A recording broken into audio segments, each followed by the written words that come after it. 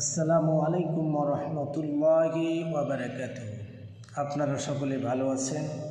আমি আজকে আপনাদের কাছে পবিত্র কোরআনুল কারীম থেকে ইসলাম কি, ইসলাম কেমন একটা জীবন ব্যবস্থা, ইসলাম সাধারণ কি একটা ধর্ম, না এটা পরিপূর্ণ একটা ধর্ম, তা বিষয়ে আলোচনা করার চেষ্টা করব। ওমা তৌফিকি ইল্লা বিল্লাহ। মহান আল্লাহ রব্বুল আলামিন এই পৃথিবীর স্রষ্টা, তিনি আমাদের সকলের রব, তিনি আমাদের সমস্ত কিছু নিয়ন্ত্রণ করেন। এই বিশ্বাস আমাদের সকলের আছে না নাই? আলহামদুলিল্লাহ আছে। কাজেই আমরা তার দেওয়া বিধান মোতাবেক চলার চেষ্টা করব।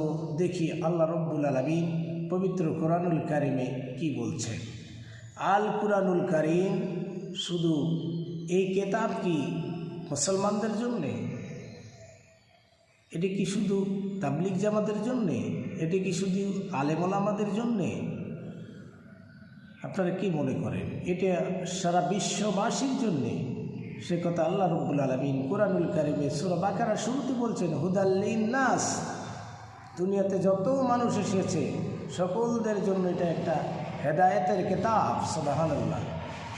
এই কিতাব থেকে যারা হেদায়েত গ্রহণ করতে পারবে, এই কিতাব থেকে যারা হেদায়েত নিতে পারবে, তারাই হলো ইহদিনাস সিরাতাল মুস্তাকিম, তারাই সরল সঠিক সোজা পথ পাবে। কিন্তু এখান থেকে, এই কোরআন থেকে যারা হেদায়েত নিতে পারবে না, তারা গুমরাহির পথে চলে যাবে।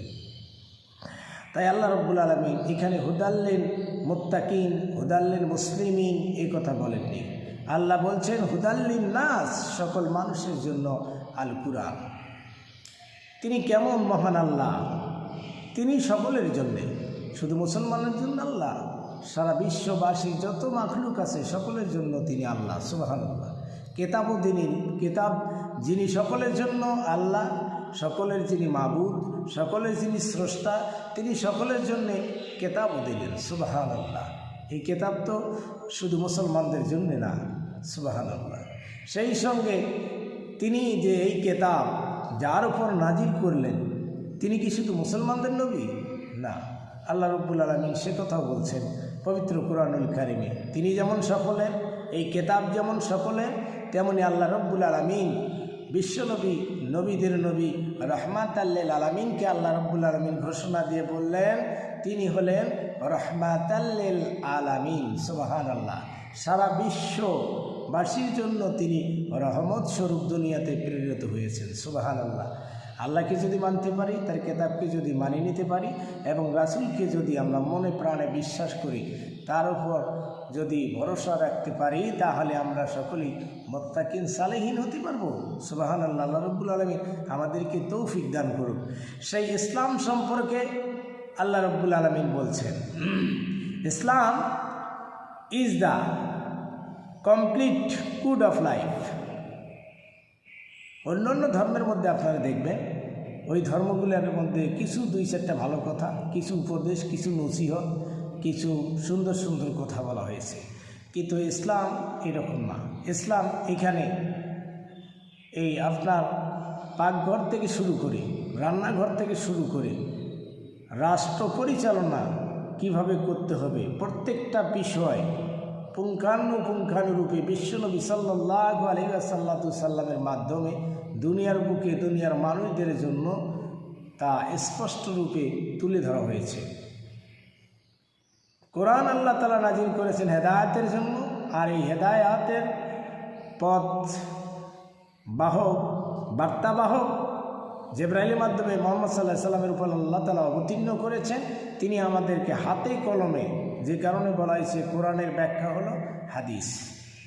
আল্লাহ রাসূল সাল্লাল্লাহু আলাইহি সাল্লাম সম্বন্ধে আল্লাহ রাব্বুল আলামিন পবিত্র কোরআনুল কারীমে ঘোষণা করে দিয়ে বলেন, কুল ইন কুনতুম তুহিব্বুনাল্লাহা ফাত্তাবিউনি ইউহিব্বুকুমুল্লাহ ওয়া ইয়াগফির লাকুম যুনুবাকুম ওয়াল্লাহু গাফুরুর রহিম। সুবহানাল্লাহ। আল্লাহ তাআলা এখানে বলছেন, হে দুনিয়াবাসী, লোকজন, ইমানদারগণ, মুত্তাকিগণ, সালিমগণ, তোমরা যদি আমাকে পেতে চাও, আল্লাহ তাআলা নিজে বলছেন, তোমরা যদি আমাকে ভালোবাসতে চাও, আমি আল্লাহকে যদি তোমরা পেতে চাও, তাহলে সর্বপ্রথম তোমরা আমার রাসূলের ইত্তেবা করো। সুবহানাল্লাহ, সুবহানাল্লাহ। আল্লাহ তাআলা বলছেন রাসূলের যদি তোমরা ইত্তেবা করো, ইত্তেবা শব্দের অর্থ তাবাউন শব্দ থেকে দেখে দেখে চলা।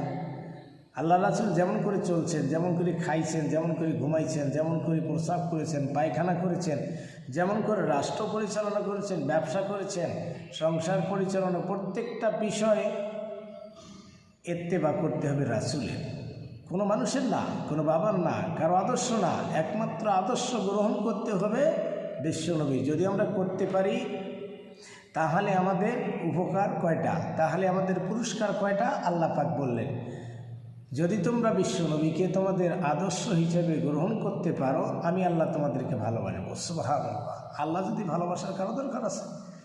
এই পৃথিবীতে কারো দরকার নেই। আল্লাহ যদি কোনো বান্দার প্রতি নারাজ হয়ে যায়, পৃথিবীর সব মানুষ যদি ভালোবাসে, তাহলে তার উপকার করতে পারবে না। আর আল্লাহ যদি কাউকে ভালোবাসে, পৃথিবীর সব মানুষ নারাজ হয়ে যায়, তাতে কোনো যায় আসে না। এক নম্বরে আল্লাহ তাকে ভালোবাসবেন। সুবহানাল্লাহ। যখন আপনি আল্লাহর রাসূলকে ইত্তেবা করা শুরু করবেন, রাসূলকে যখনই আপনি অনুসরণ করা শুরু করবেন, তখনই আল্লাহ আপনাকে ভালোবাসবেন। সুবহানাল্লাহ, সুবহানাল্লাহ। আল্লাহ বললেন, আমি শুধু ভালোই বাসবো না, যখন থেকে তোমরা আল্লাহর রাসূলের ইত্তেবা করবা, আল্লাহর রাসূলের অনুসরণ করবা, তখন থেকে আমি আল্লাহ তোমাদের ভালোবাসবো। শুধু ভালোবাসবো না, দুটা পুরস্কারও দেব। এক নম্বর, তোমাদের জীবনের সমস্ত গুনাহগুলা আমি আল্লাহ পাক ক্ষমা করে দিব। সুবহানাল্লাহ। পৃথিবীতে এরকম কোনো নেতা আছে, এরকম কোনো লোক আছে বলেন আদর্শবান, যে তাকে অনুসরণ করলে, তাকে ভালোবাসলে আপনার জীবনের গুনাহ মাফ করে দেবে? আল্লাহ নিজেই এখানে গ্যারান্টি দিলেন। আল্লাহ পাক নিজেই বললেন, আল্লাহ কোরআনে বলছেন, ওমান আসদাকু কিলাল্লাহ, আমি আল্লাহর চাইতে আর কে সত্য কথা বলে? কাজেই তোমাদের কাছে আমি সত্যভাবে কথা বলছি, বিশ্ব নবীরে যদি অনুসরণ করতে পারো, আমি আল্লাহ তোমাদের জীবনের সমস্ত গুনাহ মাফ করে দিব। সুবহানাল্লাহ।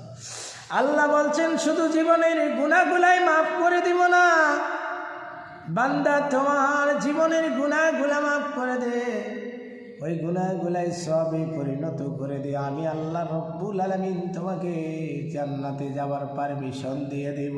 সুবহানাল্লাহ। হায়রে মানুষ, কুলাঙ্গার কার পিছনে ছুটছি, কোন নেতার পিছনে ছুটছি? সারা জীবন নেতার পিছনে ছুটলে আপনার এই নেতা কোনোদিন আপনার পক্ষে একটা হাসরের ময়দানে, কবরে, মিজানে, হাসরে কোনো জায়গায় একটা কথা বলতে পারবে না। যিনি আমার পক্ষে সুপারিশ করতে পারবেন, তেনার পথ অনুসরণ করো, তাকে অনুসরণ করে চলো, তাহলে আল্লাহ রব্বুল আলামিন এই সমস্ত জীবনের গুনাহ ক্ষমা করে দেবেন এবং জান্নাতে যাওয়ার ব্যবস্থাও করে দেবেন। এটা আমাদের দরকার কিনা বলেন? আর আমরা কোন নেতার পিছনে ছুটছি, যারা নেতারা প্রত্যেকটাই সন্ত্রাস, চাঁদাবাজ, বিভিন্ন কাজে তারা জড়িত। সকল মানুষ কিয়ামতের দিন বলবে ইয়া নফসি। কাজে আমি ইসলাম নিয়ে কথা বলছিলাম। ইসলাম সম্পর্কে আল্লাহ পাক বলছেন, পৃথিবীতে যত ধর্ম অবলম্বী লোক আছে, যত ধর্ম আছে, এইগুলো মানব রচিত, মানব বানাইয়া দিয়েছে। এই ধর্মগুলো আল্লাহ তাআলার মনোনীত ধর্ম না।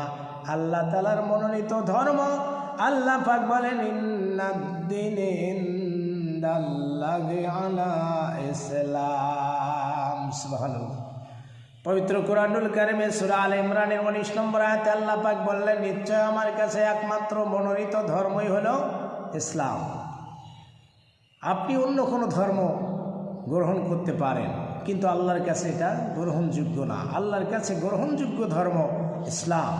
এই ইসলাম ধর্ম আমাদের খালি মুহাম্মদ সাল্লাল্লাহু আলাইহি সাল্লামের উপরে নাকি, এটা শুরু থেকে আপনার আমার আদি পিতা, যিনি হজরতে আদম আলাইহিসসালাতু সাল্লাম থেকে শুরু করে শেষ জামানার নবী, আখিরের জামানার নবী, বিশ্ব নবী, শেষ পয়গম্বর হজরতে মোহাম্মদ মুস্তফা সাল্লাল্লাহু আলাইহি সাল্লামের উপর আল্লাহ তাআলা এই ইসলাম ধর্ম রাজি খুশি হয়ে দিয়েছিলেন। কাজে এই ধর্ম শুধু বিশ্বনবী সাল্লাল্লাহু আলাইহি সাল্লামের জন্যই নয়, আল্লাহ পাক বলছেন ওই জন্যেই ইসলাম ধর্ম আল্লাহ তাআলার কাছে মনোনীত ধর্ম।